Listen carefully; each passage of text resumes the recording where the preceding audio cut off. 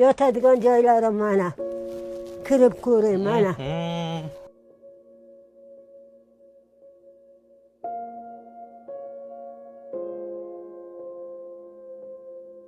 Qo'lingiz nimaga qaltirayapti, ona?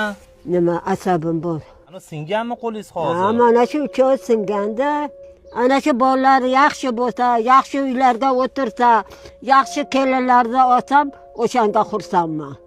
Boshi jalajina bo'lgan o'g'limda.